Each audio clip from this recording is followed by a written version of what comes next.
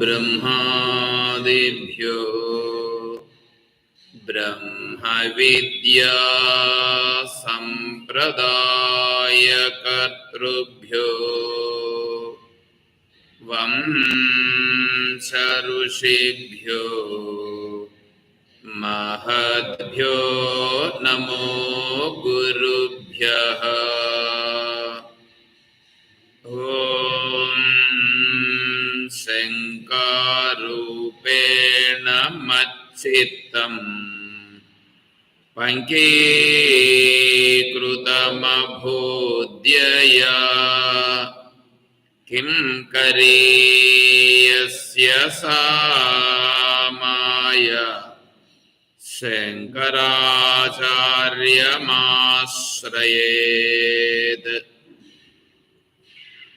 ॐ युक्ताहारविहाराय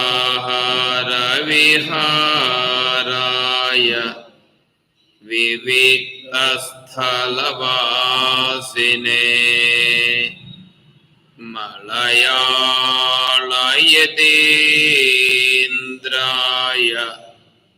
ब्रह्मनिष्ठाय ते नमः। ॐ सर्वमङ्गलमाङ्गल्ये शिवे सर्वार्थसाधिके शरण्ये त्र्यम्बके देवी नारायणी नमोस्तुते। ॐ सदाशिवसमारम्भाम् शङ्कराचार्यमध्यमाम् तत्त्वविदानन्दपर्यन्ताम् वन्दे गुरुपरम्पराम्। ॐ नारायणं नमस्कृत्य नरं चैव नरोत्तमं देवीं सरस्वतीं व्यासं ततो जयमुदीरयेत्। ॐ सहना भवतु सहनौ भुनक्तु सह वीर्यं करवावहै तेजस्विनावधीतमस्तु मा विद्विषावहै। ॐ शान्तिः शान्तिः शान्तिः। हरिः ॐ तत्सत्। ॐ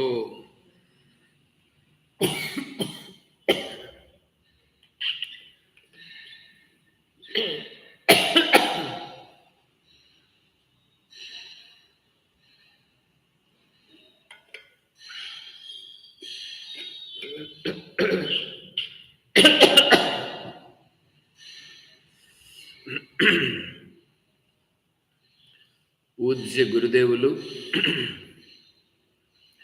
తత్వవిధానంద సరస్వతి స్వాముల వారి దివ్య చరణారవిందములకు ప్రణమిల్లుతూ పరిపూర్ణ పరబ్రహ్మస్వరూపులకు ప్రియాత్మ బంధువులారా, ఓ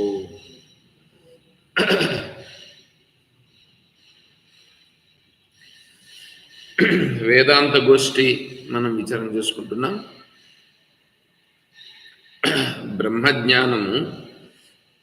బ్రహ్మజ్ఞానం చేత మోక్షం కలుగుతుంది.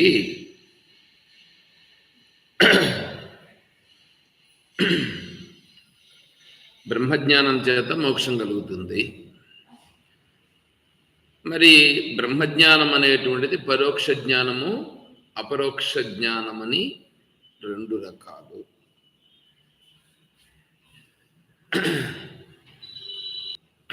ఆత్మస్వరూపం అనేటువంటిది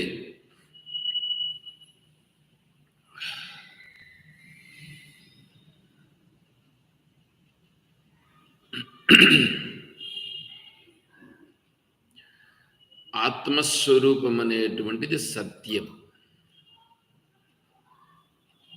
మిగిలినదంతా కూడా అసత్యం. ఇది మనం ఏది చెప్తున్నామో ఇది మనకు అనుభవం అయితే మనం మోక్షం పొందినట్లే. ఆత్మస్వరూపం సత్యం, మిగిలినవంతా అసత్యం.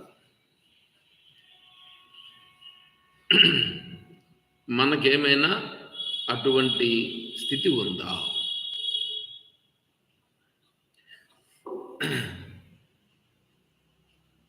అర్థమవుతుందా? ఆత్మస్వరూపము సత్యము, ఆత్మస్వరూపం కంటే మిగిలిందంతా అసత్యం.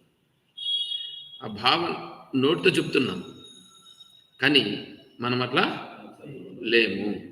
నేను లేను, మీ కథ నాకు తెలియదు. ఎందుకంటే నోట్లో మీకు నాలుకలు లేవు, నేనేం చేయలేను.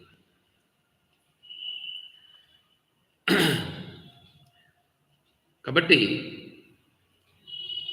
దానికి ఇప్పుడు ఏంటంటే, నిన్న సాయంకాలం చెప్పినదంతా ఒకసారి మళ్ళీ గుర్తు తెచ్చుకోండి. నేను సాయంకాలం తెచ్చినది ఒకసారి గుర్తు తెచ్చుకొని మళ్ళీ కూడా మీరు ఒకసారి దాన్ని వినాల్సి కూడా ఉంటుంది. వింటేనే మీకు దాని గురించినటువంటి విషయం తెలుస్తుంది. సరే, ఇప్పుడు విషయం ఏంటంటే, చూడండి, ఆత్మస్వరూపము సత్యం, మిగిలిందంతా అసత్యం అని అంటున్నాం. మనకేం తెలుస్తుందని తెలిసిన ఆత్మస్వరూపము అసలు ఉన్నట్లు కూడా తెలియట్లేదు, మిగిలిందంతా బాగా తెలుస్తుంది, మిగిలిందంతా బాగా సత్యం అని తెలుస్తుంది. చూడండి, ఇప్పుడు భార్య ఉందా, భర్త ఉన్నాడా, పిల్లలు ఉండారా? ఈ భార్య భర్త కలిసి ఉంటే సుఖంగా ఉంటుందా ఉండదా? ఆనందంగా ఉంటుందా ఉండదా? పిల్లలతో కలిసి ఉంటే ఆనందంగా ఉంటుందా ఉండదా? ఇల్లు వాకిలి అంతా బాగా, మంచి ఇల్లు వాకిలి బాగా కట్టుకొని దాంట్లో మనకు కావలసిన సౌకర్యాలన్నీ పెట్టుకొని, టీవీ, హాల్లో టీవీ ఉండి, బెడ్రూమ్లో మంచం, బెడ్ అవన్నీ ఉండి, ఏసీ ఉండి, తర్వాత వంట రూమ్లో కావలసిన సౌకర్యాలన్నీ ఉంటూ, కిచెన్ అంతా బాగా ఉంటూ, ఇంకా డైనింగ్ హాల్ ఉంటూ, ఇంట్లోనే అటాచ్డ్ బాత్రూమ్, టాయిలెట్స్ అన్నీ ఉంటే ఎట్లా ఉంటుంది? చాలా బాగుంటుంది. వాటర్ ఫెసిలిటీ అంతా కూడా చాలా బాగా ఇది ఉంటే ఎంత సౌకర్యంగా ఉంటుందండి. ఇది సత్యమోనా కాదా? ఇది కోరుకోవడంలో తప్పు ఉందా? ఇది కోరుకుంటున్నాం.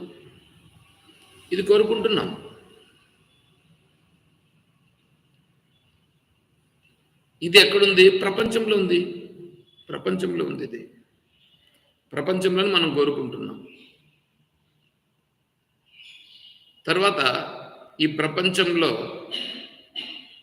కారు, స్కూటరు, కొద్దిగా భూములు ఇవి ఉంటే ఇంకా ఎలా ఉంటుంది? ఇంకా బాగుంటుంది. వీటితో పాటుగా కొంచెం రాజకీయ పలుకుబడి కలిగి ఒక రాజకీయ నాయకుడిగా అయితే ఇంకా ఎట్లుంటుంది? ఇంకా బాగుంటుంది.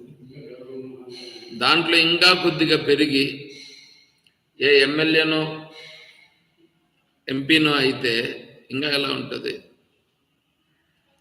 ఇవి చూడండి ఎట్లా ఉంటుంది. ప్రపంచంలో పేరు ప్రతిష్టలు కలిగి ఉండి కొంచెం భాగంగా పెరిగినామని అనుకోండి, అప్పుడు ఎలా ఉంటుంది? ఇవన్నీ ఎంత ఉండే కొద్దికి మనకు బయట ఉండేటివంత సత్యం అని అనిపిస్తా ఉందా లేదా?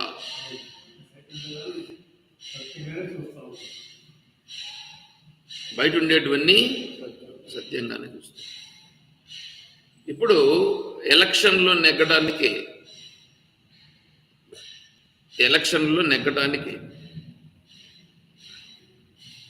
ఎన్ని ప్రయత్నాలైనా సరే చేస్తారా చేయరా? ఎందుకు చేస్తున్నారు?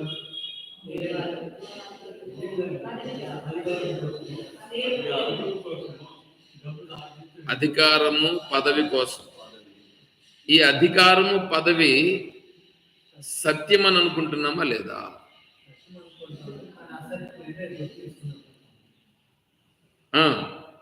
సత్యం అని గుర్తించే కదా దాంట్లోకి పోతా ఉండేది. అందుకోసమే కదా ఏమైనా సరే చేసేదానికి సిద్ధమవుతున్నారా లేదా? ఇప్పుడు ప్రపంచం సత్యత్వం ఆడ పెరుగుతా ఉందా? ప్రపంచం సత్యత్వం కాకుండా పెరుగుతా ఉందా? ప్రపంచం సత్యమని పెరుగుతా ఉంది. ఏమంటే మనకు ఇప్పుడు ఉన్నట్లుండి అయ్యా నీకు ఫలానా దీనికి సంబంధించినటువంటి ఒక పదవి ఇస్తున్నాం రండి అని పిలిస్తే అంటామా? నాకు వద్దండి అని అంటామా?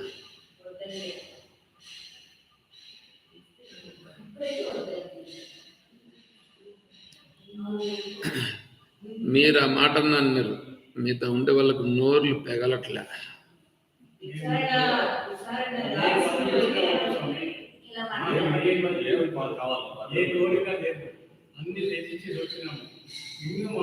చెప్పాలి కదా, నోరు తెరిచి చెప్పాలండి. నోరు తెరిచి చెప్పాలి, అందరూ చెప్పాలి. ఆమె ఒకటి చెప్తే ఆమె తింటే ఆమె పోతుంది. అది నిజమా? అది జరుగుతుందా? ఇప్పుడు ఉండేవాడు జగన్లో పాట పడుతూ ఉండేవాడు. ఆ పాట ఎందుకు తెలుసుకొని ఎవరు కూడుకుంటాడు? అట్లా కావాలి కోరుకుంటాడు. ఎంత మురుగుడైతే కోరుకుంటాడు. ఈ ప్రపంచమే అజ్ఞానం తెలుసుకొని అదే కావాలని అనుకునేవాడు వాడే వాడు మురుగుడే, వాడు అజ్ఞానం. మూర్తి నుంచి అజ్ఞానం కలిగి దీన్ని మనం కావాలి, మేము కావాలని చెప్తా మిగతా వచ్చి వింటా ఉండేవాడు. ఎవరు పదవి కావాలా, డబ్బు కావాలా, నాకు అది కావాలి, ఇది కావాలి కోరుకునేవాడిని నాకు తెలియదు. ఈ విషయాలలో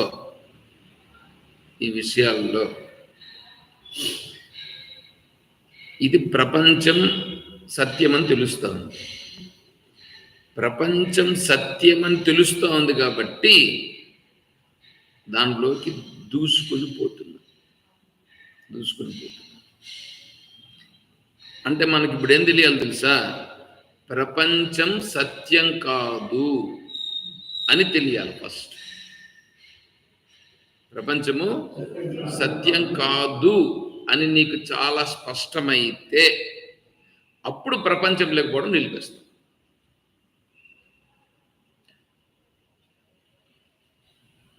ప్రపంచం సత్యం కాదని ఎట్లా తెలుస్తుంది? ఇప్పుడు చూడండి, మీరు ఒకటి చెప్తానండి. ఇప్పుడు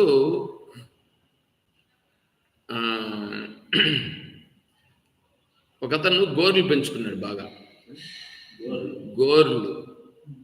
గోర్లు ఉన్నాయి కదా, ఈ గోర్లు పెంచుకున్నాడు. ఎందుకబ్బా గోర్లు అలా పెంచుకున్నావు అని చెప్పాను. అన్నాను, గోర్లు కత్తిరించేయి అంటే గోర్లు కత్తిరించచ్చు కదా. అతను ఏమన్నాడు తెలుసా? ఈ గోరు చిటికెని వేలు గోరు ఇంత చిటికెని వేలు అంత పెరిగిన తర్వాత ఆ చిటికెని వేలుతో లోడదట ఇట్లా భూమిలో. ఎంత లోతు లోడాలంటే చిటికెని వేలు లోతు లోడాలంట. లోడి దాంట్లో కన్నా చెవి పెట్టింటే ఎక్కడ ఏమి జరుగుతూ ఉందో మనం ఎవరితో ఇది కావాలనుకుంటే అది మాట్లాడాలని అన్నాడు.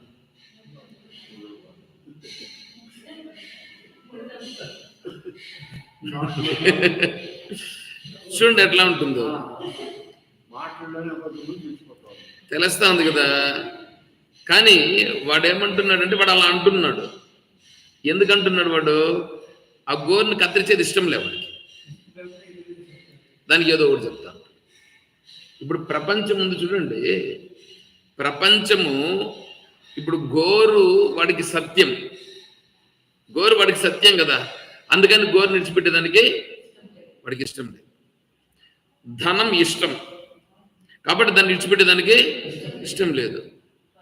ఇష్టం లేదు కాబట్టి అది ఉంది అని అంటాం. పదవి ఇష్టం కాబట్టి పదవిని దేనైనా విడిచిపెట్టేదానికి ఇష్టపడదు. అది సత్యం అవుతుంది. మనకు ఏది ఇష్టం ఉందో అది సత్యం అవుతుంది. ఇప్పుడు పాము మనం అనుకునేది కాదు, వాడు అనుకున్నాడు కాబట్టే కదా వాడు అలా ఉన్నాడు. ఇప్పుడు డబ్బులు ఉంటే ప్రపంచంలో ఏమైనా చేయవచ్చు. ప్రపంచంలో ఏమైనా చేయొచ్చు కదా. ధనమూలం ఇదం జగత్. ధనం ఉంటే ఏమైనా చేయొచ్చు జగత్తులో. కాబట్టి ధనమే కదా కావాల్సిందే. ధనం కావాలి. ఇప్పుడు ధనము సత్యం కాదనంటే ఎవడు ఒప్పుకుంటాడా? ఎట్లా ఉంది చూడండి. ధనము సత్యము కాదు అనాలంటే వాడు పిచ్చోడన్నా అయి ఉండాల, పనికిరానోడన్నా అయి ఉండాలి. అదే పనికిరానోడు అంటే తెలివినోడు, తెలివి లేనోడు, పిచ్చోడు, ఇట్లాంటివాడైతేనే ఆ మాట అంటాడు. లేకపోతే ఇంకోటి ఉంటాడు చూడండి ఎట్లా అంటాడు.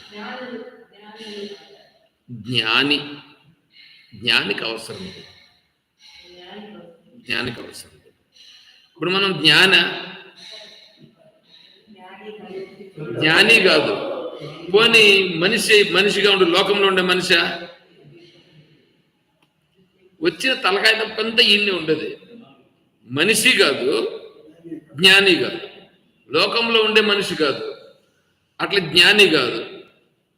ఇది ఇప్పుడు వస్తుంది. ఇక్కడ మన పరిస్థితి కొద్దిగా ఇబ్బందిగా ఉంటుందన్నమాట. సరే, ఇప్పుడు ఇక్కడ విషయం ఏంటంటే ప్రపంచం యొక్క సత్యత్వము ఇది సత్యం కాదు అని తెలియాలంటే ప్రపంచ విచారణ నువ్వు చేస్తూ ఉంటే నీకు అది దృఢమవుతుంది కానీ తగ్గదు. అది దృఢమవుతుంది కానీ తగ్గదు. కామమును గురించి దాని గురించి ఆలోచిస్తూ చింతిస్తూ దాని గురించి భావిస్తూ ఉంటే కామం పెరుగుతుందే కానీ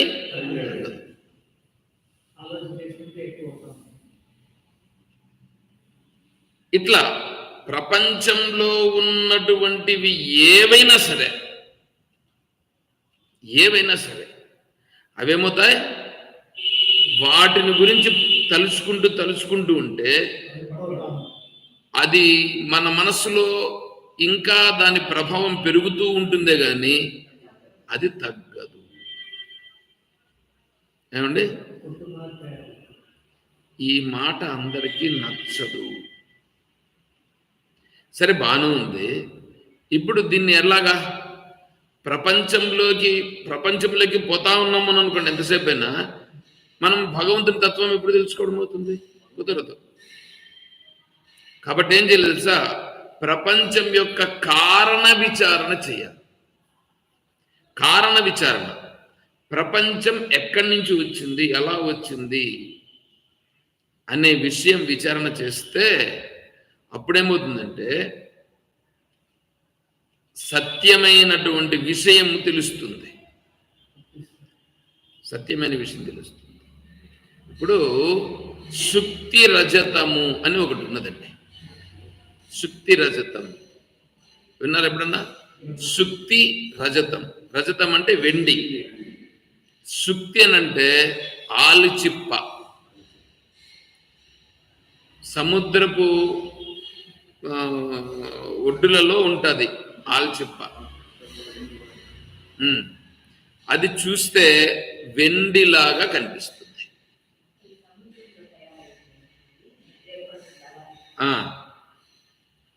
ఆలిచిప్ప అంటారు. ఈ ఆలిచిప్పను చూస్తే ఎవడైనా సరే, వెండిని చూస్తే ఎవడైనా ఎత్తుకోవాలనుకుంటాడా, పారేయాలనుకుంటాడా? తీసుకునేదానికి పోతాడు, ఎత్తుకునేదానికి పోతాడు. ఎవడు వద్దనుకోడు. ఎవడు వద్దనుకుంటాడు? దాంతో పని లేదు అని అనుకున్న వాడికి వద్దనుకుంటాడు. జ్ఞానికి అవసరం లేదు, జ్ఞానికి అవసరం లేదు, కానీ మిగిలిన వాళ్ళందరూ దాన్ని ఎత్తుకుంటారు. జ్ఞాని ఎందుకు ఎత్తుకోడు? జ్ఞాని ఎందుకు ఎత్తుకోడు అంటే ఆయనకు దీంతో అవసరమే లేదు. అవసరమే లేదు ఒకటి. రెండోది అది ఉండాలని కూడా లేదు ఆయనకి. అసలు అది లేదు, అది లేదు. యోచన పోయేది ఎట్లుంటుంది? వారి దృష్టిలో అవి లేవు. అవును, చూడండి ఎట్లా ఉండదు. ఇప్పుడు ప్రపంచమునందు నువ్వు దూసుకొని పోకుండా ఉండాలంటే ప్రపంచం యొక్క కారణ విచారణ నువ్వు చేస్తే అప్పుడేమవుతుంది? ప్రపంచంలోకి దూసుకుని పోవటం అనేటువంటిది తగ్గుతుంది, పడుతుంది. ఇక్కడొక ఇబ్బంది వచ్చి పడుతుంది. ఏమిటంటే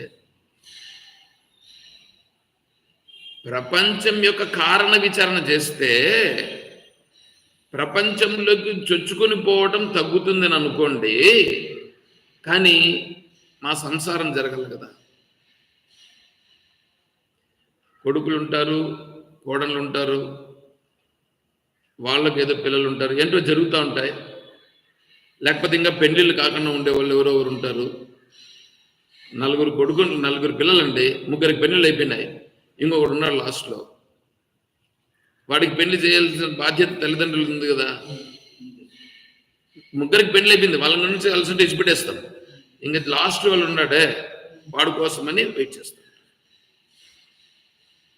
ఇప్పుడు చూడండి ఎట్లా ఉంటుందంటే పరిస్థితి, ఈ లాస్ట్లో ఉన్నటువంటి వాడి కోసం వీళ్ళు వెయిట్ చేస్తూ ఉంటారు. ఇప్పుడు ఇది జరగాలన్నా వద్దా? ప్రపంచంలో జరగాల్సింది జరగాలన్నా వద్దా? నేనేమో ప్రపంచం యొక్క కారణ విచారణ చేస్తే నేనేమో భగవంతుని తత్వం తెలుసుకుంటాను, బాగానే ఉంది. మరి ఇది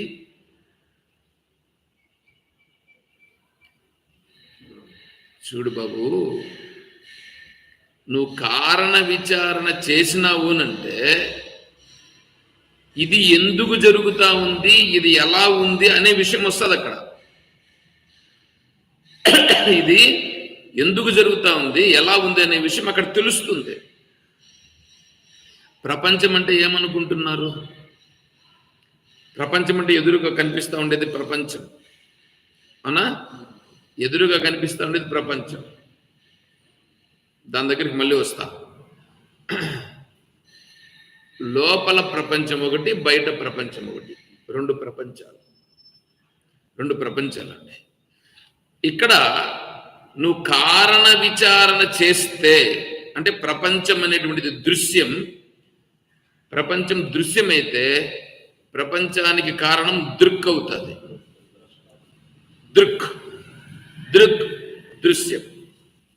నువ్వు దృక్ దగ్గరికి ఎప్పుడైతే పోతా ఉంటావో ఈ ప్రపంచం నీ దగ్గరకు వస్తుంది.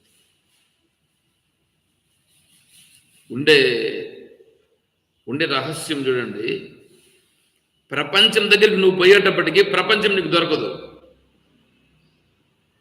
దేని దగ్గరికి పోతావో అది నీకు దొరకదు. ఏది వద్దనుకుంటావో అది నీకు దొరుకుతుంది. ఇది నియమం. ప్రాపంచిక విషయాల్లో మాత్రం, ఆత్మ విషయంలో మాత్రం ఖచ్చితంగా నువ్వు వెతికి పట్టుకోవాలి.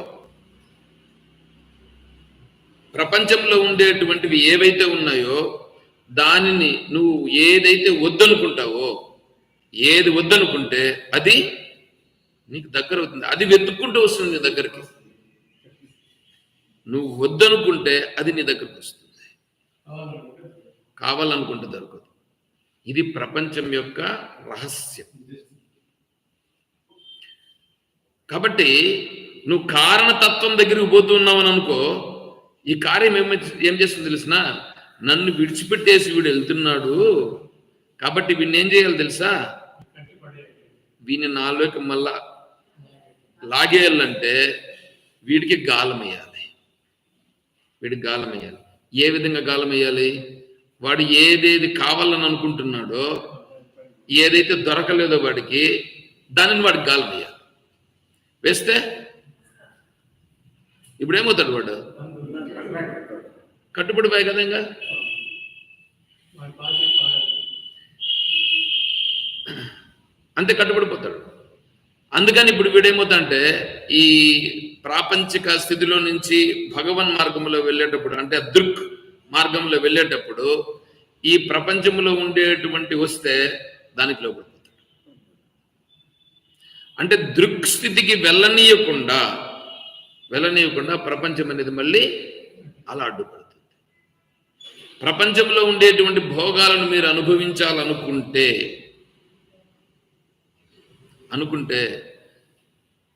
దృక్ విచారణ చేయండి, ఖచ్చితంగా మీకు అవి లభిస్తాయి.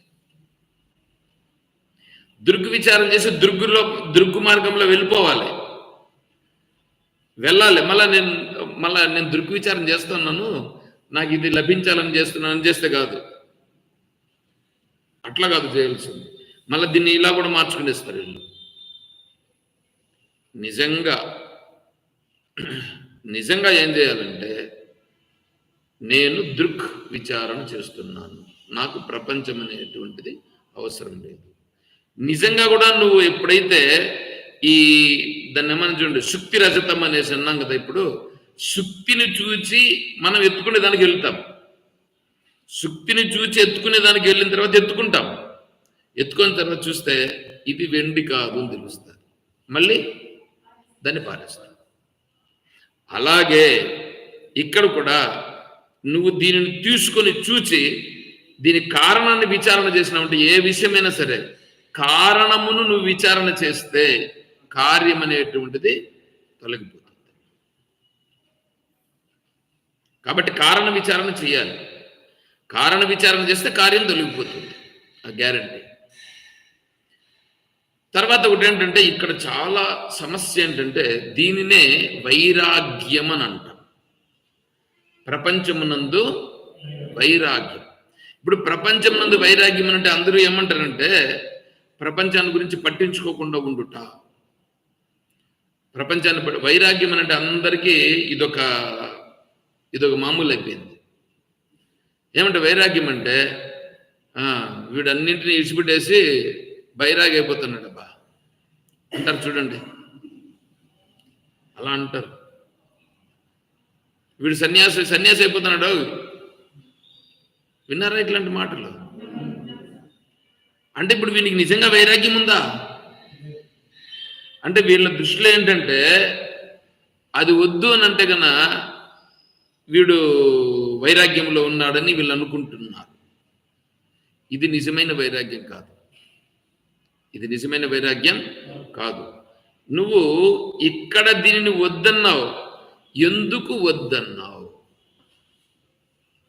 ఇప్పుడు ఒకనికి హాట్ అంటే ఇష్టం లేదు, హాట్ అంటే వాడికి ఇష్టం లేదు, కాబట్టి వాడు ఏమంటాడంటే నాకు హాట్ వద్దు అంటాడు. హాట్ ఎందుకు వద్దు? స్వీట్ కావాలని అంటున్నాడుగా. హాట్ వద్దు, స్వీట్ కావాలి అంటే ఇది వద్దు అది కావాలని ఉందిగా. వైరాగ్యం ఉందా? హాట్ కూడా ఎందుకు వద్దు, స్వీట్ ఎందుకు కావాలి అనేది ఉందా? లేదు.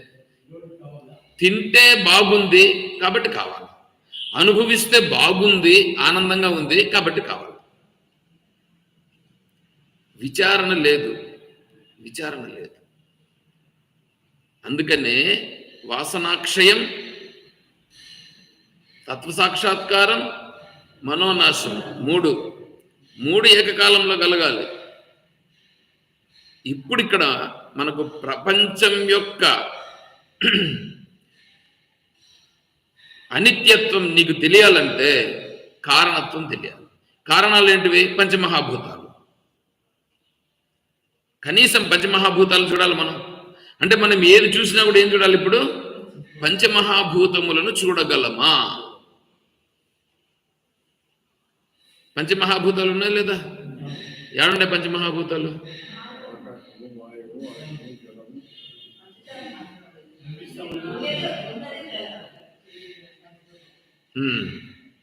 శరీరాలు మనకు శరీరాన్ని చూస్తే ఆకర్షణ ఉందా? పంచమహాభూతాలను ఉందా? ఆకర్షణ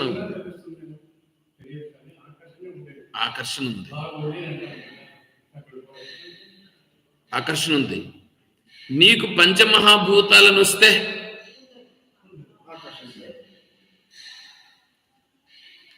అప్పుడు మనిషి శరీరం కనిపించకుండా పోదు. మనిషి శరీరం కనిపిస్తుంది, ఆకర్షణ ఉండదు. పంచమహాభూతములు తెలుస్తుంది. పంచమహాభూతాలు తెలిసిందంటే నీకు ఎవరి గురించి తెలుస్తా ఉంది? పరమాత్మను గురించి తెలుస్తున్నది. పరమాత్మకు నువ్వు దగ్గరవుతున్నావు. విషయం అర్థమవుతుందా? ఇప్పుడు చెప్పండి, శరీరాలను మనం పంచమహాభూతాలుగా చూడగలుగుతున్నామా? చూడాలి.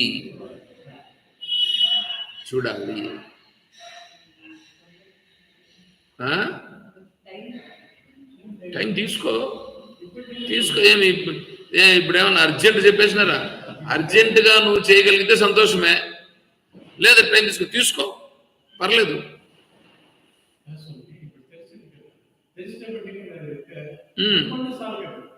ఫస్ట్ అడిగిరా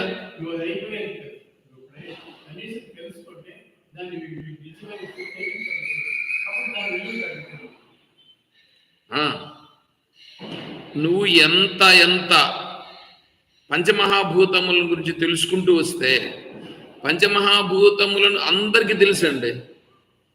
అందరికీ తెలుసు, అది లేదు ఈ శరీరాలు అంతా పంచమహాభూతాలే అని అందరికీ తెలుసు. కానీ చూచుటల్లో పొరపాటు. చూచుటలో చూడడం లేదు మనం. అక్కడ ఆ సన్నివేశం వచ్చినప్పుడు చూడాలి కదా, ఆ సన్నివేశంలో చూడాలా. మనం ఆ సన్నివేశంలో చూచుట లేదు. ఇక్కడ మాత్రం చెప్తున్నాం. ఎక్కడ చెప్పాలనో అక్కడ చెప్పాలి, ఎక్కడ చెప్పాలనో అక్కడ చెప్పట్లేదు. అది విషయం ఉండదు. ఇప్పుడు ఇక్కడ పంచమహాభూతములను చూసిన తర్వాత, పంచమహాభూతాలు ఎవరి వల్ల వచ్చినాయి? ఈశ్వరుని వల్ల వచ్చినాయి. అంటే ఇప్పుడు ఎవరిని చూడాలా? కారణం. ఇవి కారణాలు కదా. ఇవన్నీ శరీరాలన్నీ కనిపించేదానికి కారణం పంచమహాభూతాలు. పంచమహాభూతాలు కనిపించేదానికి కారణం ఈశ్వరుడు. అంటే పంచమహాభూతములు ఈశ్వరు నుంచినే కదా వచ్చినాయి. ఈశ్వరు నుంచి వచ్చినాయంటే ఈశ్వరుని యొక్క స్వరూపమే పంచమహాభూతాలు. పంచమహాభూతముల స్వరూపమే సర్వ శరీరాలు. ఇప్పుడు ఈ శరీరాలు అన్నింటిలో కూడా ఏం చూడాలా మనం? అప్పుడు ఈశ్వరుని చూడు, ఈశ్వరునితో వ్యవహారం చేయి. నేను ఈశ్వరునితోనే మాట్లాడుతున్నాను, ఈశ్వరునితోనే ఉంటున్నాను, ఈశ్వరునితోనే చేస్తున్నాను చెయ్యి. అప్పుడేమవుతుంది చెప్పండి? అప్పుడేమవుతుంది తెలుసా? అప్పుడు ఈశ్వరుని భావం నీ మనస్సులో భావన పెరుగుతూ వస్తుంది. ఇంతవరకు మనము ఈ భగవంతుని ప్రార్థన చేయడం అని అంటే పూజ చేయడం అని, స్తోత్రాలు పారాయణాలు చేయడం అని మనం అనుకున్నాం. ఇంతవరకు అనుకున్నది తీర్థయాత్రలు చేయడం, లేకపోతే కళ్యాణోత్సవాలు చేయించడం, ఇట్లాంటి ఏంటంటో సేవలు చేయించడం, ఇవి అనుకున్నాం. కానీ ఇప్పుడు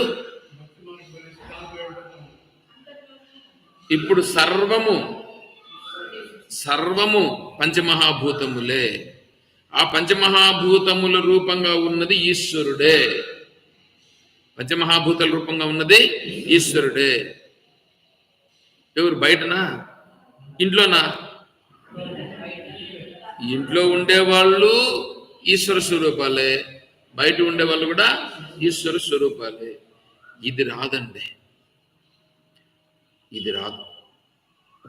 మీరు ఎంతన్నా చెప్పండి, మీరు ఎంతన్నా ప్రయత్నం చేయండి, మీరు ఎంతన్నా చెప్పండి, రాదు. నేను అనుభవంతో చెప్తున్నాను.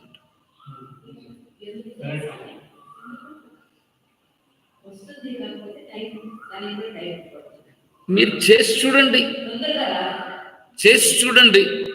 ఈశ్వర భావంగా మీరు చూడగలరేమో చూడండి. మీ ఇంటిలో ఉన్నారే, మీ భార్యని ఈశ్వరునిగా చూడగలరా? భర్తని ఈశ్వరునిగా చూడగలరా? పిల్లల్ని ఈశ్వరునిగా చూడగలరా?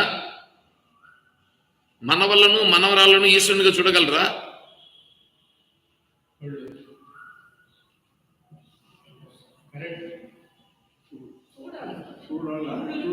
చూడాలా కాదు నేను చెప్తా ఉండేది, చూడగలవా? చూడగలవా? అది ప్రశ్న.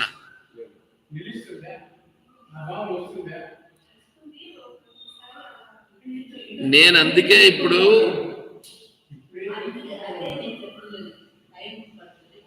టైం పట్టని తీసుకో, నువ్వు టైం తీసుకో.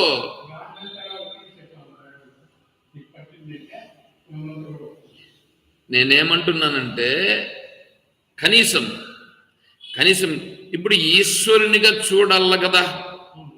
నేనేమంటున్నానంటే మొదట ఇప్పుడు నువ్వు వాళ్ళు కనిపిస్తున్నారు కదా, వాళ్ళు కనిపిస్తున్నారు కదా, కొడుకో కోడలో మనవడో మనవరాలో భార్యను భర్తను కనిపిస్తున్నారు కదా, లేదా ఫ్రెండ్ ఎవరు కనిపిస్తున్నారు కదా. ఈశ్వరుడుగా నువ్వు భావించగలవా? చూడు, ఫస్ట్ మొదలు పెట్టగలవా? ఈ క్షణం నుంచి అయినా సరే మొదలు పెట్టగలమా? అవును, అనుభవం రావాలి. అనుభవం రావడానికి మొదలు పెడితే ఏమవుతుంది తెలిసిన, ఆ టయానికి అది గుర్తురాదు. ఆ టయానికి అది గుర్తురాదు, గుర్తురాదు. ఎందుకు గుర్తురాదు తెలుసా? వాసన. వాసన ఏం వాసన? మనవడు మనవడు. నీకు లేకపోతే సంతోషం అప్ప, ఉండు ఉండు.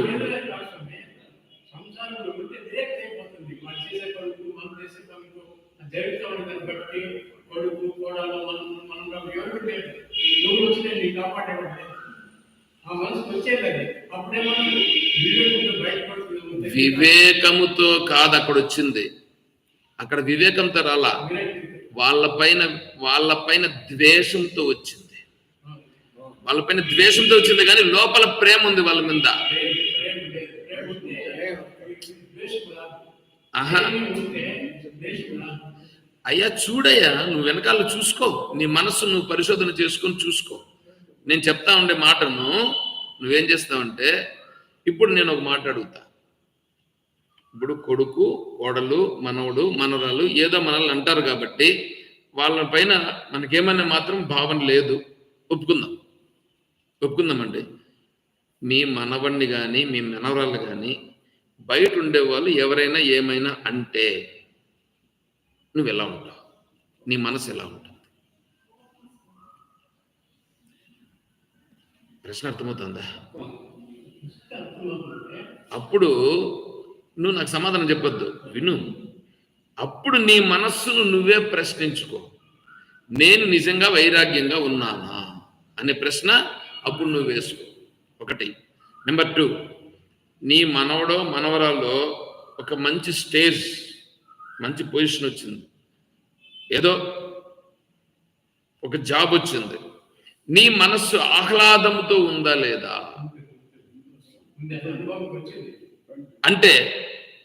అంటే ఇప్పుడు వైరాగ్యం ఉందా? ఈశ్వర భావనతో మనం చూస్తున్నామా? చూసారా? ఈశ్వర భావంతో చూస్తే ఏం చేస్తాం తెలుసా? ఈశ్వరుడు ఇలా నడిపిస్తున్నాడు, ఈశ్వరుడు అలా నడిపిస్తుంది, వాళ్ళ కర్మ అలా ఉంది, వాళ్ళ ప్రారంభం అలా ఉంది, ఈశ్వరుడు అలా నడిపిస్తున్నాడు అని ఉంటాం. కానీ మనమేమవుతున్నాం? ఏదన్నా ఒకటి జరిగితే పొంగిపోతున్నాం, కానీ చూసేదానికి మాత్రం ఎలా ఉంది? వైరాగ్యం, విరక్తి ఉన్నట్లుగా ఉంది. ఏమండి, చూసుకోండి. మీరు నాకు సమాధానం చెప్పాల్సిన పనిలే, మీ అంతటా మీరు చూసుకోండి. మనం వైరాగ్యంగా ఉండామని మీరు అనుకొని మీరు భ్రమపడుతున్నారు. కాబట్టి ఆ భ్రమలో నుంచి బయటపడాలని మీకు అనిపించాలి, మీరు బయటపడాలి. బయట పడితేనే భగవంతుని యొక్క తత్వం దగ్గర అవుతారు. కానీ భ్రమపడి నేను బయటపడినాను, వాళ్ళు కొడుకు కోడలు, చాలా ఇవి చెప్తే ఇంకా బాగుండదు. కొడుకు కోడలు కొట్టి తరిమేస్తే కూడా వీళ్ళు ఏమంటారు తెలుసా, కొట్టింది ఎవరు, నా కొడుకు నా కోడలే కదా. వాళ్ళ నుంచి దూరంగా ఏమో వచ్చేసింటారు వీళ్ళేమో, అయినా మనస్సులో విడిచిపెట్టరు.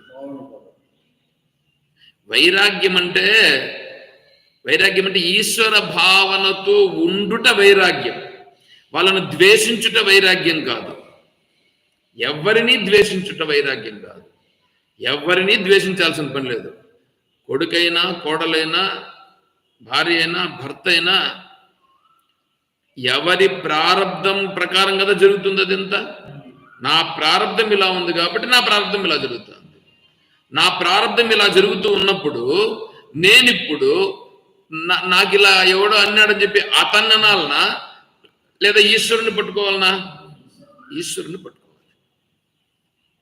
ఏమండి, ఇక్కడ చూడండి, ఇక్కడ ఒక విషయం చెప్తానేనండి. ఇప్పుడు బాహ్య ప్రపంచం, ఆంతర ప్రపంచం అని రెండండి. బాహ్య ప్రపంచంలో ఉన్నారు చూడండి, బాహ్య ప్రపంచంలో ఉండేటువంటి వాళ్ళందరూ ఉన్నారే, ఈ బాహ్య ప్రపంచాన్ని గురించి మనం సులభంగా దాన్ని దూరం చేసుకోవచ్చు. బాహ్య ప్రపంచాన్ని ఇట్లా కొద్దిగా విని ఏదో కొద్దిగా వాళ్ళపైన మనకు ద్వేషం వచ్చి లేదా ఏదో విధంగా అయ్యి, ఇప్పుడు ఒకడు డబ్బులు తీసుకొని ఉంటాడు, ఒక డబ్బులు ఇవ్వడు వాడిని ఏం చేసినా డబ్బులు ఇవ్వడు. ఇప్పుడు బాహ్య ప్రపంచంలో కదా అది, చెయ్యి ఈ సావనిలేదు వాడు, దీని కర్మ వాడు అనుభవించుకుంటాడు అని చెప్పి విడిచిపెట్టేస్తాడు. బాహ్య ప్రపంచంలో విడిచిపెట్టడం సులభం.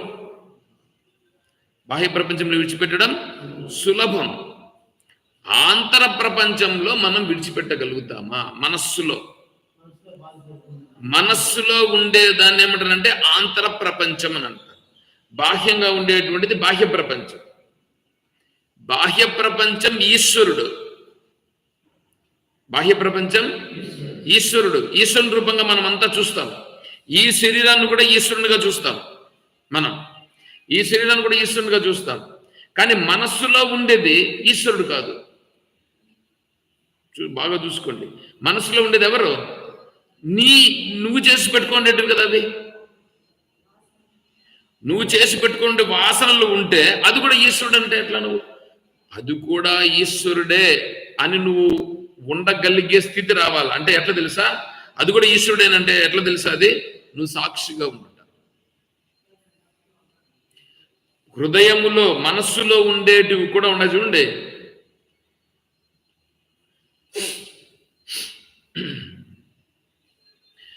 మనస్సులో ఉండే విషయాలు కూడా నీకు ఎదురుగా ఉన్నట్లుగా నువ్వు భావించగలగాలి. ఎదురుగా ఉన్నట్లుగా భావించగలిగి ఇదొక ప్రపంచం, నేను ఈ ప్రపంచంలో లేను అని నువ్వు చూడగలిగితే అది నువ్వు అప్పుడు ఈశ్వరుని చూడగలిగినట్లు లెక్క. అర్థమైందా ఇదేమన్నా? బాహ్య ప్రపంచము ఈశ్వరుడు అని చెప్పి మనం ఈజీగా దాన్ని విడిచిపెట్టవచ్చు. బాహ్య ప్రపంచం ఎవరికి ఇబ్బంది కలిగించదు. నువ్వు బాహ్య ప్రపంచంలో నుంచి నువ్వు బయట వచ్చేయచ్చు. ఇప్పుడు భార్య భర్త ఉంటారండి. భార్య భర్త ఉండి వాళ్ళు ఎవరన్నా ఒకరు ముందు వెళ్ళిపోవచ్చు, ఒకరు మిగిలిపోవచ్చు. లేదా ఇద్దరు ఉండి కూడా డైవర్స్ తీసుకొని ఉండొచ్చు. లేదా ఇద్దరు ఉండి కూడా ఒకరికి మనస్పర్ధలు వచ్చి దూరంగా ఉండొచ్చు. నేను ఉదాహరణకు చెప్తున్నా. చెప్తే ఇప్పుడు వాళ్ళు దూరంగా ఉన్నారు. భర్త లేడు, భార్య ఉంది. మనస్సులో అది పోయిందా? భర్త పైన ఉండేటువంటి వ్యామోహం ఉందే, అది పోయిందా? అంటే ఇప్పుడు బాహ్య ప్రపంచంలో లేరు, దగ్గర లేరు. ఈశ్వరునిగా చూసి ఏదో ఈశ్వరుడు జరిగింది లేని మనం గమనం ఉండిపోతాం ఎలాగల. కానీ లోపల ఉండే ప్రపంచంలో ఉండేటువంటి వ్యక్తి అంటే ఏంటి? ఆంతర ప్రపంచం, దాన్ని జీవ ప్రపంచం అంటారు. జీవ ప్రపంచం. ఇప్పుడు మనం ఇంతమంది ఉన్నాం కదా, ఒక 10 మంది ఇక్కడ. ఈ 10 మందిది ఒకే ప్రపంచమా? ఒక్కొక్కనిది ఒక్కొక్క ప్రపంచం, ఒక్కొక్కరిది ఒక్కొక్క ప్రపంచం. చూడండి ఎట్లా ఉంది. ఈ ప్రపంచంతోనే ఇబ్బంది పడుతున్నది ప్రతి ఒక్కడు. లోపలుండే ప్రపంచాన్ని పోగొట్టడం ఉందే, ఇది మహా కష్టం. వైరాగ్యం అంటే ఏమంటే ఇక్కడ తెలుస్తుంది వైరాగ్యం అంటే ఏంటి. ఈ లోపల ప్రపంచంలో ఉన్నటువంటిది ఏదైతే ఉన్నదో దీంట్లో నుంచి బయటపడడం ఎలాగా తెలుసా? బయట ప్రపంచంలో నుంచి నువ్వు బయటపడేదానికి ఈశ్వరునిగా చూసావుగా, ఈశ్వరునిగా చూసావు కదా. ఈ ప్రపంచమంతా ఈశ్వరుని చూస్తున్నావుగా. ఈ లోపల ఉండేదాన్ని కూడా ఇప్పుడు ఏం చేయాలంటే, ఇది కూడా ఈశ్వరుడే కల్పిస్తున్నాడు, నాకు అవసరం లేదు, ఈశ్వరుని పైన భారం వేసేయడం అంతే. ఈశ్వరే. మళ్ళా కర్మ గిర్మ ఇవంతా అక్కరే లేదు, ఇంకా అన్ని వరగదోసాయి, అన్ని వరగదోసాయి. కర్మ ఉంది కదా స్వామి, నువ్వు మళ్ళా శాస్త్రాన్ని తీసుకుని పెట్టుకోవద్దు. నీకు ఇంకొకటి మాట్లాడుతున్నా ఇప్పుడు ఇక్కడ. నీకు కర్మ అన్నావు అనుకో, కరెక్ట్గా మాట్లాడితే నిన్ననో మనం ఎప్పుడో విచారణ చేసినాం. ఇప్పుడు మనము వర్తమానములో ఉన్నామా? వర్తమానంలో ఉండుట అంటే ఏమిటి? ఇప్పుడు మీరున్నారు కదా ఇక్కడ, మీరు ఇక్కడున్నారా? మీ మనస్సులో చూడండి, ప్రతి ఒక్కరికి సుఖము దుఃఖము రెండు ఉంటాయండి. సుఖము దుఃఖము రెండు ఉంటాయి. ఇప్పుడు మీరేంటంటే మీ దుఃఖమంతా కూడా సైడ్ పోయినట్లుగా ఉండి మీరు ఇప్పుడు శాంతిగా ఉండాలా? శాంతిగా ఉండారు. దుఃఖము లోపల అణిగిపోయి ఉంది, అది బయట లేదు. ఇప్పుడు దుఃఖం అనేటువంటిది ఇక్కడ బయట పడలేదు, కానీ లోపల ఉందిగా. అంటే దుఃఖం యొక్క ప్రభావం కనిపించట్లేదు, దుఃఖం ప్రభావం కనిపించట్లేదు. ఇక్కడ ఆనందంగా శాంతిగా ఉంది. ఇప్పుడు ఆ దుఃఖం ఏమవుతుంది? ఇది తొలగగానే అది పైకి వస్తుంది. చూడండి, అంటే ఇప్పుడు ఇక్కడ మనస్సులో మనం ఏం చేస్తున్నామంటే, ఆ లోపలుండే దుఃఖం ఉందే, ఆ లోపలుండే దుఃఖం పూర్తిగా పోగలిగేటట్లుగా మనం చేయగలగాలి. అది ఎవరు చేస్తారు? ఎవడికి వారే చేసుకోవాలి. ఎవడికి వాడే చేసుకోవాలనంటే, నా కర్మ ఉంది, నా కర్మ నుంచి ఇదంతా వచ్చింది, నా ఒళ్ళు నొప్పులు ఎట్లుండా, నా కాళ్ళు నొప్పులు ఎట్లుండా, ఇదే అదంతా ఎందుకు అనుకుంటాం?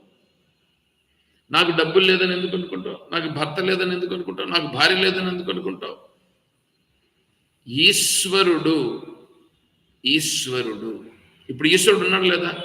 ఈశ్వరుడే కదా ఇదంతా ఈశ్వరుడు వచ్చేసిందిగా. ఇప్పుడు ఏమైపోతుంది తెలిసినా, ఈ కార్యకారణవాదం అనేటువంటి దాని నుంచి కూడా నువ్వు ఈశ్వరుని దగ్గరికి వచ్చినప్పటికీ కార్యకారణవాదం నుంచి ఈశ్వరవాదంలోకి వచ్చేస్తావు.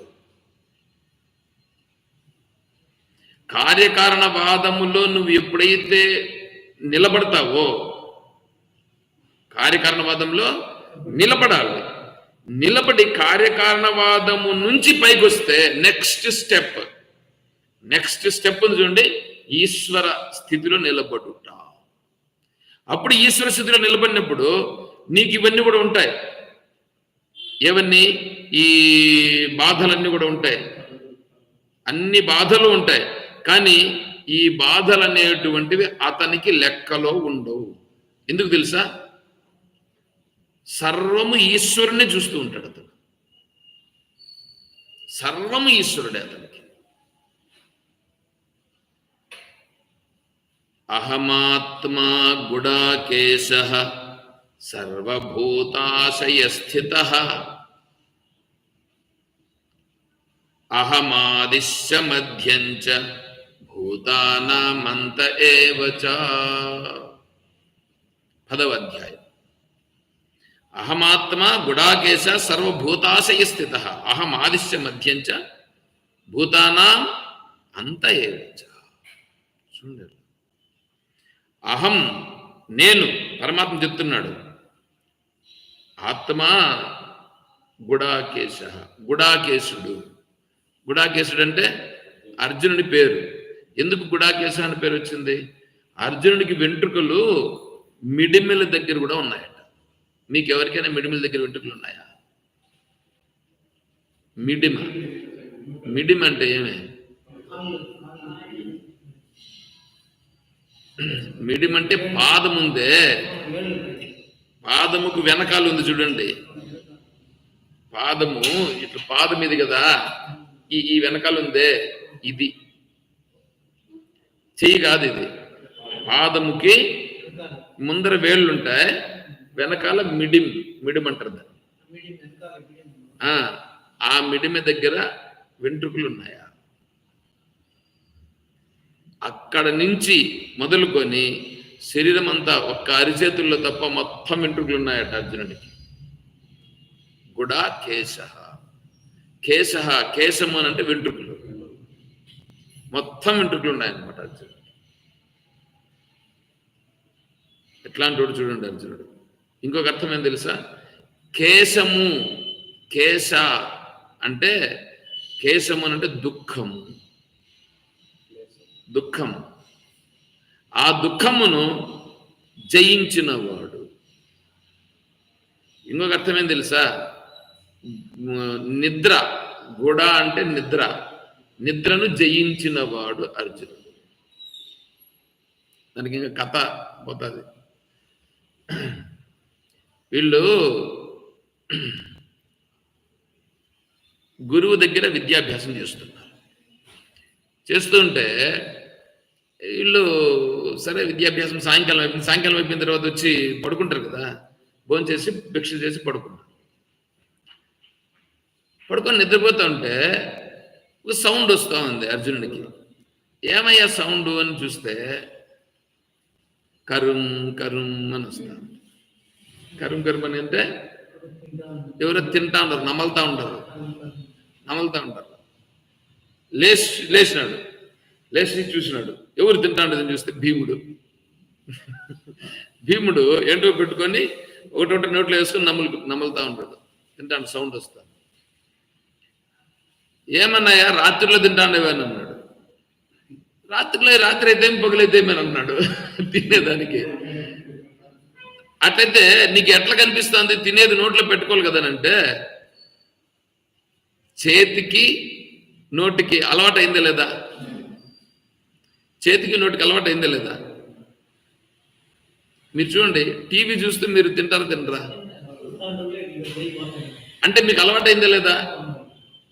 ఆటోమేటిక్గా అలవాటింది. దానికి లైటింగ్తో పని ఏంటి? తినేదానికి లైటింగ్తో పని ఏంటి అని అన్నాడు. వెంటనే అర్జునుడికి ఫ్లాష్ అయింది. బాణం వేయాలంటే ఇప్పుడు మనకు గురి ఉండాలి, కానీ దీంతో ఏం పని? గురి ముఖ్యం అని చెప్పి ఇప్పుడు రాత్రిలో పోయి ప్రాక్టీస్ చేశాడు.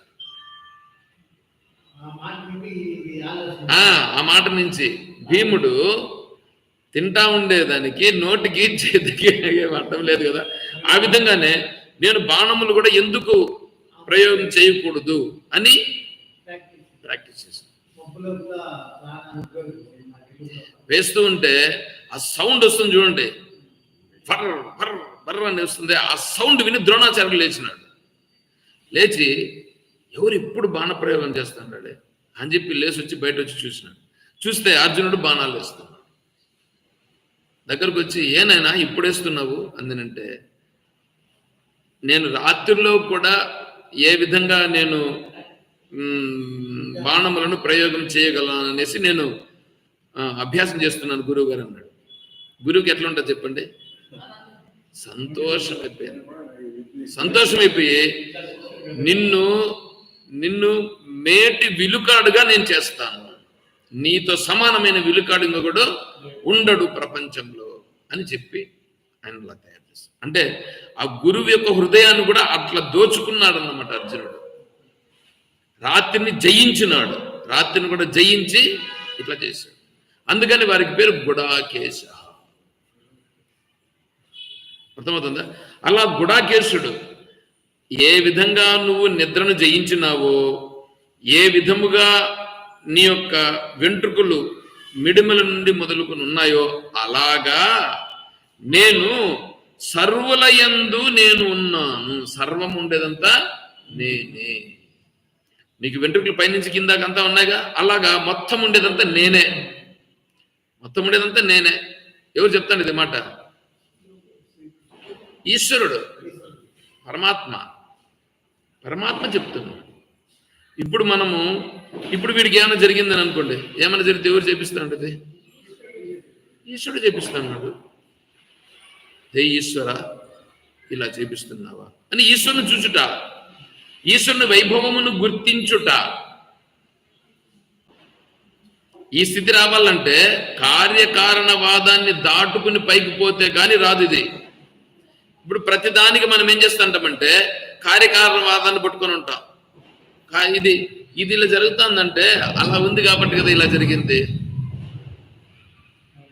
ఇప్పుడు బ్యాంకులో మనం డబ్బులు వేసినామని అనుకోండి, డబ్బులు వచ్చిందని అనుకో, ఎంత వచ్చింది? 10,000 వచ్చింది. 10,000 వచ్చిందని అంటే ఓహో ఇంట్రెస్ట్ వచ్చింది అనుకుంటాం. అంటే ఇంట్రెస్ట్ వచ్చిందంటే మనం ఇంత డబ్బులు వేసినాం కాబట్టి ఇంత ఇంట్రెస్ట్ వచ్చింది కదా మనం అనుకుంటున్నాం. అంటే ఇది వచ్చిందంటే దానికి అక్కడ అది ఉంది, దాని నుంచి వచ్చింది అని కదా అనుకుంటున్నాం. అలాగే బాడుగ ఇచ్చారు, ఇంటి బాడుగా. ఎందుకు ఇచ్చినారు బాడుగా? వాళ్ళు ఇంట్లో ఉన్నారు కాబట్టి ఇచ్చినారు. అది కారణం, ఇది కార్యం. కారణము ఉంది కాబట్టి ఇక్కడ కార్యం జరిగింది, డబ్బులు ఇచ్చినాడు. ప్రతి ఒక్కటి కారణ కార్యం. వాడు పెళ్లి చేసుకున్నాడు. ఎందుకు పెళ్లి చేసుకున్నాడు? వాడికి నాకు కర్మ ఉంది కాబట్టి పెళ్లి చేసుకున్నాడు. వీడు పుట్టినాడు. ఎందుకు పుట్టినాడు? కర్మ ఉంది కాబట్టి పుట్టినాడు. వీళ్ళు విడిచిపెట్టి పోయినారు. ఎందుకు పోయినారు? కర్మ పోయింది కాబట్టి పోయింది. ఇవన్నీ ఉంటాయి. ఈ స్థితి కొంతవరకు ఉంటుంది. ఈ స్థితి దాటుకోవాలా. నేను చెప్తా ఉండేది ఈ స్థితికే రాలా మనం. ఈ స్థితి పైన చెప్తున్నా ఇప్పుడు నేను. మళ్ళా ఈ స్థితికి వస్తే ఫస్ట్ పంచమహాభూతములను చూడగలిగితే, పంచమహాభూతములను చూడగలిగి, ఎక్కడ? సర్వమునందు పంచమహాభూతములను చూడగలిగితే, ఈ పంచమహాభూతములు ఈశ్వరుని స్వరూపం కదా, అప్పుడు ఈశ్వరుని చూడగలిగే సామర్థ్యం వస్తుంది. నువ్వు ఈశ్వరుని చూడగలిగినప్పుడు ఇప్పుడు ఏమవుతుంది తెలుసా? నీ గిర్మలన్నీ కూడా ఇంకా నాశనం అయిపోయే పరిస్థితి వస్తుంది. అందుకని కర్మలు వచ్చినా కూడా ఇవి నాకు సంబంధం లేదు, ఇదంతా ఈశ్వరునికే అంతే అప్పగించేసి ఆ స్థితి వస్తుంది. ఇప్పుడు మామూలుగా అయితే ఎట్లుంటుందంటే నా కర్మ ఇట్లా వచ్చింది, ఇదంతా అనుభవిస్తాను అని ఉంటుంది. అర్థమవుతుంది ఇదే. ఈ ఈశ్వర భావాన్ని పొందాలి. అసలు ముందు నువ్వు ఈశ్వరుని చూడగలగడం రానాయి. ముందు పంచమహాభూతములను చూడాలి. ముందు పంచమహాభూతాలను చూస్తే తర్వాత ఈశ్వర భావన వస్తుంది. ఇప్పుడు మనం అంతా కోరుకుంటా ఉండేది ప్రపంచంలో ఏదో సంతోషంగా ఉండాలని, ఉంటామని మనం భ్రమించి చేస్తున్నాం. కానీ మీరు సంతోషంగా ఉండటం లేదు. ఎందుకు తెలుసా? ప్రపంచం యొక్క లక్షణం ఏంటంటే దుఃఖాలయం అశాశ్వతం. దుఃఖాలయం అశాశ్వతం. ప్రపంచం అనేది అంటే ఏమిటి? ఈ దుఃఖాలయం. దుఃఖములోకి వెళ్ళి మీరు ఆనందంగా ఉండాలంటే ఎట్లా దొరుకుతుంది? మంగళోళ్ళ దెబ్బలోకి వెళ్ళి పేడ కావాలంటే దొరుకుతుందా? అదే విధంగానే ప్రపంచంలోనికి వెళ్ళి, ప్రపంచం ఎటువంటిది? ప్రపంచం ఉండేదే దుఃఖం, దాని స్వభావమే, స్వరూప స్వభావం దుఃఖం. అటువంటి దుఃఖంలోకి వెళ్ళి నువ్వు పడి బురదలో కూర్చొని నాకు సెంటు వాసన రావాలంటే ఎట్లా వస్తుంది? అలాగే దుఃఖాలకు ఆలయమైనటువంటి ప్రపంచంలోకి నువ్వు వచ్చి ఈ ప్రపంచంలో నీకు సుఖము ఆనందం కలగాలంటే ఎలా కలుగుతుంది? అదే పరమాత్మను పట్టుకుంటే పరమాత్మ ఆనంద స్వరూపం. పరమాత్మ ఆనంద స్వరూపమే కానీ ప్రపంచం ఆనంద స్వరూపం కాదు. ప్రపంచమంతా దుఃఖాలయం, అశాశ్వతం. మాముపేత్యదు కౌంతేయ పునర్జన్మ నవిద్యతే. నన్ను తెలుసుకుంటే, నా దగ్గరకు వస్తే వాడికి పునర్జన్మ లేదు. ప్రపంచం లేకపోతే వాడు అలాగే అనుభవించుకుంటూ ఉండాల్సిందే. చూడండి ఎంత భగవంతుడు భగవద్గీతలో ఎంత ఇదిగా చెప్తున్నాడు. మనం దాన్ని పట్టుకొని కదా ముందుకు రావాలా, ప్రమాణం తీసుకొని కదా రావాలా. కాబట్టి పరమాత్మ తెలుసుకుంటే ముందు దృశ్యం, కార్యము కారణము. ప్రపంచము కార్యము, కారణం పంచమహాభూతములు. పంచమహాభూతములు కార్యము, ఈశ్వరుడు కారణము. కారణమైనటువంటి ఈశ్వరుని పట్టుకో. ఈశ్వరుని పట్టుకుంటే ఇప్పుడు నీకు వస్తున్న చూడండి దుఃఖాలు ఏవైతే ఉన్నాయో, ఇప్పుడు నువ్వు వర్తమానములో లేవు. ఏమండి, శరీరానికి దుఃఖం వస్తుందండి, ఒప్పుకుందాం. శరీరానికి దుఃఖం కలుగుతుంది, నొప్పులు వస్తున్నాయి, బాధ కలుగుతుంది, డబ్బులు లేవు, ఇవంతా ఉండదండి. ఇదంతా మానసికంగానే కదా కలుగుతుంది, మానసికంగా కలుగుతుంది. ఏమండి, ఇప్పుడు మీరు చూడండి, ఇది మానసికంగా కలుగుతూ ఉంది అని గుర్తించాలిగా మనం. నొప్పులు ఉన్నాయి చూడండి, నొప్పులు శరీరానికా మనస్సుకా? మనస్సుకు నొప్పులు. నువ్వు మనస్సులో నొప్పుల గురించి పట్టించుకోలేదని అనుకోండి, మనస్సులో నొప్పుల గురించి పట్టించుకోలేదని అనుకోండి, నొప్పులే ఉండవు, నొప్పులు ఉండవు. ఇప్పుడు మీరు ఒక ఉదాహరణ చెప్తానండి. పిల్లలు ఆడుకుంటూ ఉంటారు, వాడు పరిగెత్తి ఏం చేస్తాడు, టక్కని పడతాడు. వాడు ఏం చేస్తాడు చెప్పండి? వాడు లేచి ఇట్లా చూసి లేచి పరిగెత్తపోతాడు. మళ్ళా వాడు పరిగెత్తపోతాడు పడా. ఎందుకంటే వాడు ఆటలాడి మీద ఉన్నాడు. ఆటలాడి మీద ఉన్నప్పుడు ఇది తెలియదు వాడికి, దాంట్లో మునిగిపోయిన కారణం ఇది తెలియదు, లేచి పరిగెత్తిపోతా ఉంటాడు. అప్పుడు నొప్పులు గిప్పులు కూడా ఏమనిపించవు. అవంతా ఆటలంతా అయిపోయిన తర్వాత ఇంటికి వస్తే అమ్మ చూసి ఏందిరా ఇది తగిలిందేనంటే ఆడ పడిపోయినానులేమ్మా. అప్పుడు మళ్ళా అమ్మ చూసి దానికి గోక్కొని కూడా పోయి ఉంటుంది. దానికంతా ఎందుకు చూసి దానికల్లా ముందు పెట్టి మళ్ళీ మరుసటి మా నొప్పి. ఎందుకు? మనసు ఇప్పుడు గుర్తిస్తూ ఉంది. అప్పుడు ఎక్కడుంది మనస్సు? అప్పుడు ఆట పైన ఉంది. నువ్వు ముందు ఆట పైకి పోయినట్లుగా ఇప్పుడు కూడా ఈ మనస్సుతో ఈ విషయాల మీద పెట్టేటువంటి భావనను తీసి నువ్వు వేరే దాని మీద పెట్టు. ఫస్ట్ వేరే దాని మీదకి రా. అంటే మనస్సు ఏమవుతుంది? అప్పుడు మనస్సులో ఉండేటువంటి దుఃఖాన్ని అధిగమించాలంటే దీనికంటే వేరే దాని మీదకి రా. అప్పుడేమవుతుంది? ఈ దుఃఖం తెలియదు. ఆ వేరేదేది నీ ఇష్టం, నువ్వు ఏదైనా పెట్టు. ఎట్లున్నా చూడండి, భగవంతుడు చెప్పాడుగా, ఇది అంత సులభం కాదు. అభ్యాసం, శమాధిపూర్వక శ్రవణ మనన నిధిధ్యాసనాభ్యాసనా బలాత్. రేపు వస్తుంది. ఇంకా ఇప్పుడు ఆల్రెడీ ఈరోజు పొద్దున్నే జరిగి ఉండాలి. దాంట్లో కొంతవరకు అటు వరకు వచ్చి నిలిపినాం. ఎందుకే నిలిపినాడేమో ఈశ్వరుడు. ఎందుకంటే ఈ ఫౌండేషన్ పడితే కానీ రేపు మనం విచారం చేసేదానికి అది సరిపోతుంది. లింక్ చూసారు ఎట్లా ఉందో? అర్థమైందా? ఇప్పుడు ఎప్పుడైతే నీ మనస్సులో ఉన్నటువంటి దానిని ఇది మనస్సుకు సంబంధించింది అని మనం చూడగలుగుతున్నామా, లేదా మనసుకు సంబంధించిందని చూస్తున్నామా, నాకు సంబంధించిందని చూస్తున్నామా?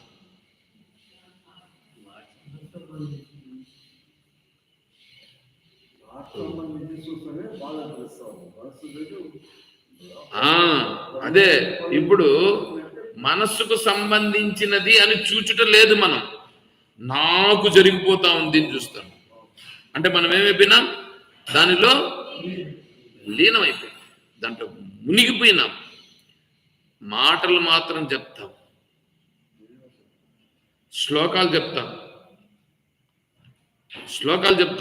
ఈశ్వరుని ఏదో ఎదురుగా చూసేసినట్లుగానే కూడా చెప్తాం కావాలంటే. అందుకనే మనకు బాధలు పోవడం లేదు. అర్థమైంది ఏమన్నా?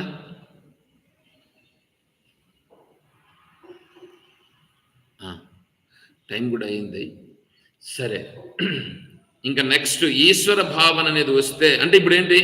ఇది మనస్సుకు సంబంధించింది, నాకు సంబంధించింది కాదు అని ఉండుటయే ఈశ్వర భావన. అర్థమవుతుందా? ఇది నాకు సంబంధించింది కాదు అని ఉండుట అనేటువంటిది నువ్వు ఉండలేవు కాబట్టి ఈశ్వరుని పైన వెయ్యి. ఈశ్వర ఈశ్వర ఈశ్వర ఈశ్వరుని పట్టుకో. ఇప్పుడు ఈశ్వర భావనలో ఉండుటే. అంత పై స్థాయికి రావాలంటే ముందు కార్యకారణవాదం రావాలి కదా, కారణానికి రావాలి కదా. ముందు కారణానికి రావాలన్నప్పుడు నువ్వేంటంటే వివేకానంద స్వామి గారు ఒక మాట చెప్పారండి. ఆ మాట చెప్పేసి నేను నిలుపుతాను. ఇప్పుడు ఏంటంటే, ఇప్పుడు మీరు ఏదైనా ఒకటి సాధించాలని అనుకోండి, ఏదైనా ఒకటి సాధించాలి. అది వివేకానంద స్వామి కంటే కూడా హనుమంతులు వారు చెప్పిన మాట రామాయణం సుందరకాండలో ఉంది, రాసి పెట్టుకున్నాను. అది రేపు చెప్తా, అది శ్లోకం రేపు చెప్తాను, కానీ ఇప్పుడు చెప్తాను ఏంటంటే, ఇప్పుడు హనుమంతుడు లంకాపట్టణంలోకి వెళ్ళిపోయినాడు, అంతా తిరిగేశాడు. సీతమ్మ జాడ కనిపించలా, సీతమ్మ జాడ కనిపించలేదు. ఇప్పుడు ఏమి నిర్ణయానికి వచ్చాడు తెలుసా?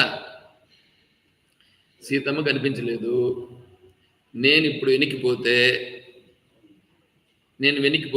సీతమ్మను జాడ కనుక్కోలేదు అని నేను చెప్పితే వీళ్ళందరూ తట్టుకోలేరు. ఎవరు? నలుడు, నీలుడు, అంగదుడు, జాంబవంతుడు, వీళ్ళందరూ తట్టుకోలేరు. వీళ్ళు ఇబ్బంది పడతారు. వీళ్ళు ఇబ్బంది పడిన తర్వాత సుగ్రీవుడు తట్టుకుంటాడా? సుగ్రీవుడు తట్టుకోలేడు. ఇప్పుడు ఈ సుగ్రీవుడు తట్టుకోలేకుండా పోయినప్పుడు రామచంద్రుల వారికి చెప్తే రామచంద్రుల వారు తట్టుకుంటారా? తట్టుకోలేరు. రామచంద్రుల వారు లేకపోతే లక్ష్మణ స్వామి ఉంటాడా? ఉండడు. రామచంద్రుల వారు లక్ష్మణ స్వామి లేకపోతే సూర్యవంశం భరతుడు ఉంటాడా? భరతుడు లేకపోతే లక్ష్మణుడు ఉంటాడా? వీళ్ళందరినీ ఇబ్బంది పెట్టిన వాడును నేను అవుతాను. కాబట్టి నేనే పోకపోతే చూడండి ఎట్లా ఉందో. నేను పోను అని నిర్ణయం చేసుకుంటాడు. నిర్ణయం చేసుకొని ఏం చేస్తాడంటే, ఇప్పుడు మళ్ళా పక్కలో ఇంకొక ఆలోచన వస్తుంది.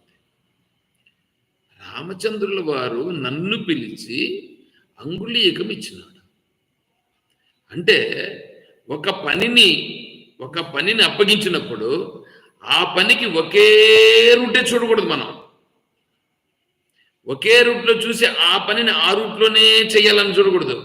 ఎన్ని రూట్లుంటే అన్ని రూట్లోనే వెళ్ళేం చేయాలి, ఆ పనిని సాధించుతారా. ఎన్ని వైపులైనా సరే తిరిగి సాధించగలిగే సామర్థ్యం ఉండాలి మనకి.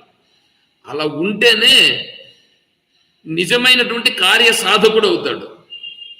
లేకపోతే వాడు కార్యసాధకుడు ఎట్లా అవుతాడు? అందరూ చేసే పని నేను చేసినాను అనుకోండి, అందరూ చేసే పని నేను కూడా చేస్తే మరి నేను అందరికంటే కార్యసాధకుడు నేను ఎట్లా అవుతాను?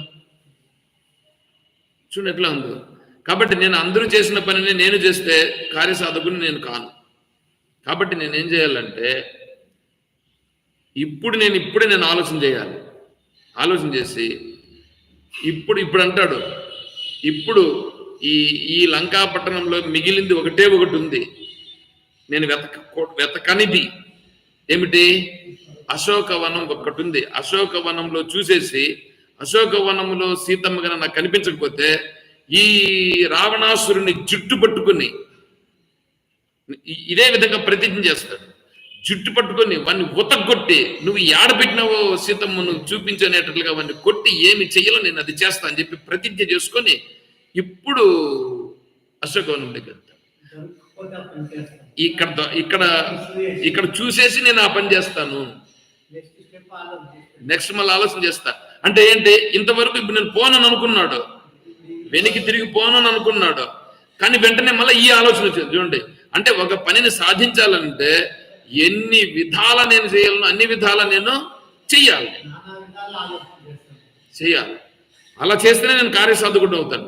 అదే విధంగానే నేను ఈ ప్రపంచంలో నుంచి ఈశ్వర తత్వాన్ని తెలుసుకోవాలని అంటే నేను కర్మ చేసైనా సరే చేయాలి. కర్మయోగం అన్నా చేస్తాను, ఉపాసన యోగం చేస్తాను, భక్తి చేస్తాను, జ్ఞానం చేస్తాను, ధ్యానం చేస్తాను, యోగం చేస్తాను. నువ్వు ఏమైనా సరే నేను చేస్తా. దేనికోసం? ఈశ్వరుని కోసం, ఈశ్వరుని తత్వాన్ని తెలుసుకునే దానికోసం. అంటే ఎన్ని విధానాలు ఉన్నాయి, అన్ని విధానాల్లో ఈశ్వరుని కొరకు నేను చేస్తాను.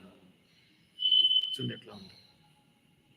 అలా చేయగలగాలి. హనుమంతుడు ఎంత పట్టుగా ఉన్నా అట్లా దీంతో పట్టుగా మనం ఉండాలి. రావాలి. అదే ఒక ఉదాహరణ. అవును, అదే ఉదాహరణ చెప్తాడు. చూసారా, అంతటి దృఢ నిర్ణయం మనకు రావాలి.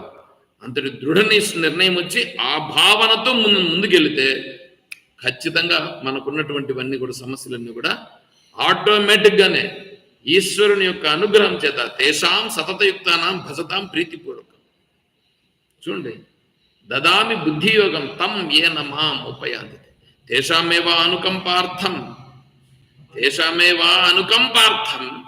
అహం అజ్ఞానసం తమః నాశయామి.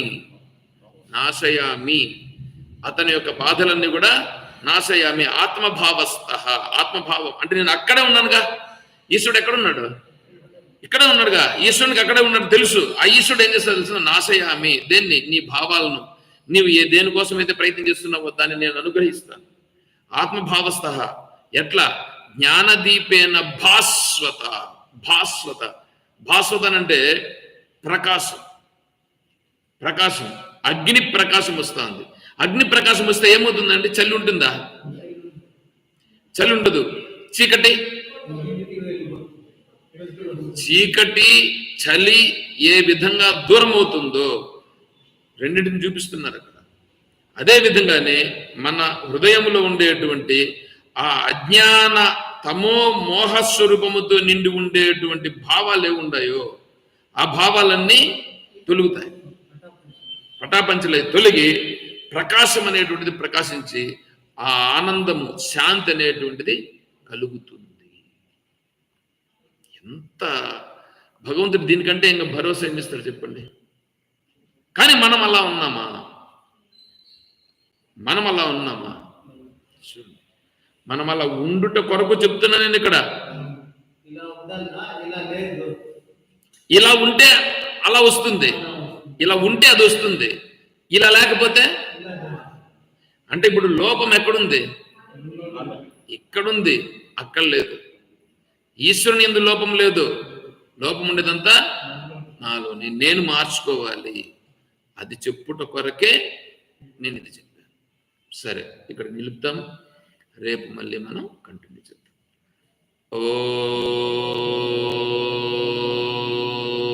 ఓం తత్సత్. ఓం అసతో మా సద్గమయ. ఓం తమసో మా జ్యోతిర్గమయ. ఓం మృత్యోర్మా అమృతం గమయ. ఓం శాంతి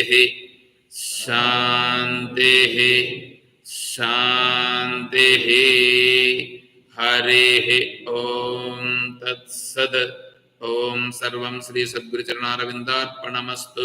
ఓం జై బోలో శ్రీ కృష్ణ పరమాత్మ की जय, बोलो गीता माता की जय, बोलो भक्त मंडली की हर नमः पार्वती पतये.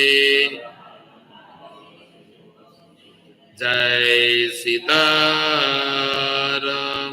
हरि ओम तत्सत्. ओम